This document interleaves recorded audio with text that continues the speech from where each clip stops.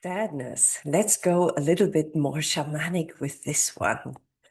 Hi, I'm Uma. I'm a fellow human being. I dabble in the art of shamanism and I train shamans. And you have found your way to my YouTube series, Emotional Literacy Unlocked. In this video, we want to dive into sadness and what makes this emotion so very special. I will tell you about the deep restructuring that sadness enables us to do. And with it, why sadness sometimes takes such a long time. Let's start off by how sadness develops. There's one key factor that makes our soul express sadness, and this is loss. The hurt that we feel when we feel sad oftentimes is accompanied by the loss of something or someone that is dear to us or that we formerly have perceived as belonging to us. And for this video, I want to go into two expressions of sadness explicitly. One being the sadness that we feel when we feel that something happened to us that made us feel hurt, helpless, not seen, basically when we were a victim of something. And the other sadness being the loss of someone. But you can replace that with the loss of something as well. The view that I present you is one of feeling the loss of something that we felt aligned to us, which means in the case of us being a victim of something, feeling the hurt and therefore feeling the sadness, it means that something in us that we perceived as formerly whole was broken. And that can be how a person treated us. With the sadness occurring after that, we realize that the way they treated us was not how we perceived the world or that person to be. So what we formerly perceived as aligned with us fell away. On the other hand, when we lose a person or a thing, that too means that something that we perceived as aligned with us, belonging to us, fell away. And the emptiness that comes with that realization is what causes sadness. Sadness is an emotion that brings us deep inside ourselves. It basically pulls us into the emptiness that we perceive. And shamanically, that is for a very good reason. Because sadness asks us to restructure. It pulls us deep inside our body. Everything else is unimportant to us.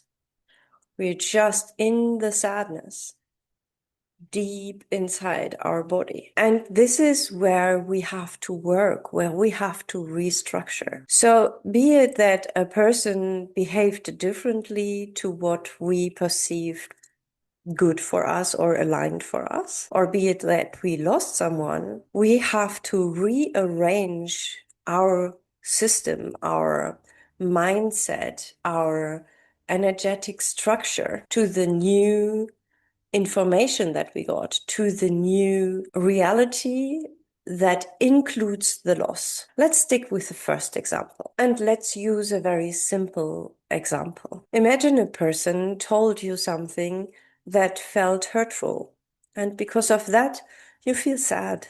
This sadness asks you to realign yourself with the new information that you got. It asks us, what is it that we actually imagined would happen?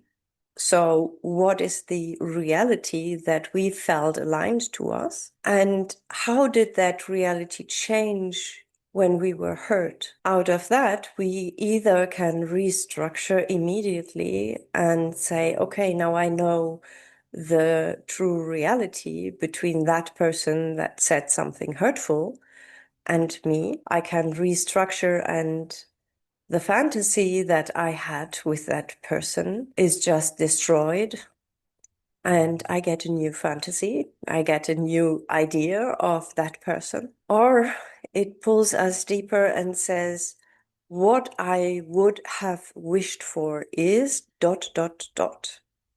And with that is more clearer to what you perceive aligned with you. And then in that sadness, there is a door opening for new communication and for the expression of your needs. This, by the way, also works with hurt that you feel from a trauma that has happened to you and that you feel sad about. It is important to feel that sadness because nobody of us deserves to be hurt.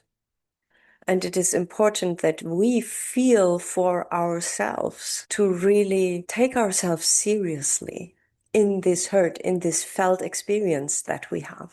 Sadness is a very clearing emotion because it can detox us from stuck energy that we still keep from trauma. And it is important that we as older person, as when that trauma happened, even if it's just 5 minutes, are with us in that moment. Because sadness brings us in. It is a self-centering emotion. Nobody else counts, and that is important. It helps us really looking at ourselves, and it invites us to take ourselves and this hurt that we feel seriously. And this process can take a long while because sometimes the need to have our hurt acknowledged is very deep. And that too needs to be taken seriously. And then we need to feel a lot of sadness. And then shamanically, we can use the sadness to restructure our lives, to restructure our energy bodies, to have a different outcome in future. I will go into that after I went into the second example, when you lose someone. We humans are a social species, which means if we realize it or not, we are energetically connected to everything, and strongest of all, to the people we are with. The more we love, the deeper the connection. There are several layers of energies that are within and around us as human beings.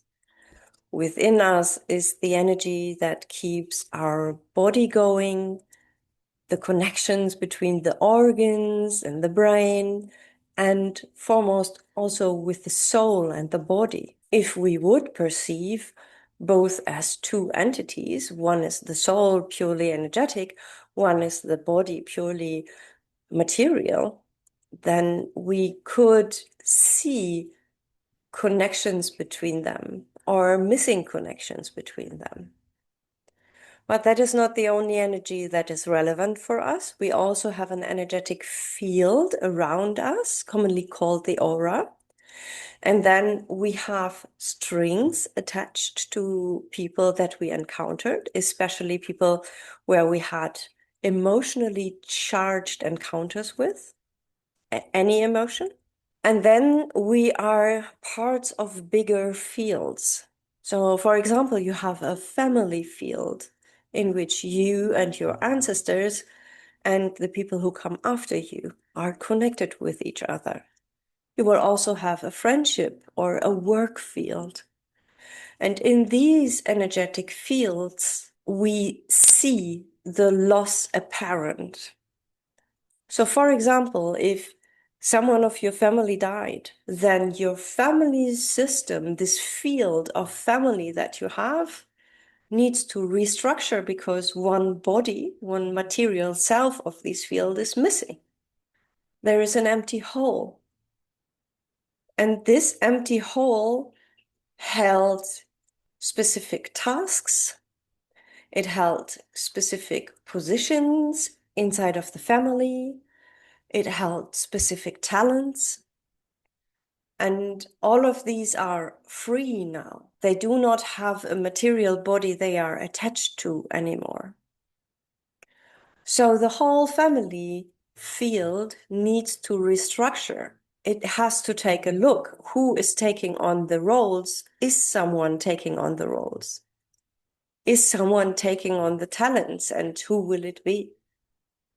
Everything that was held in this material body before now tries to find a new owner. This is because energy doesn't just disappear. It restructures, it can transform, but it stays until it gets attached again.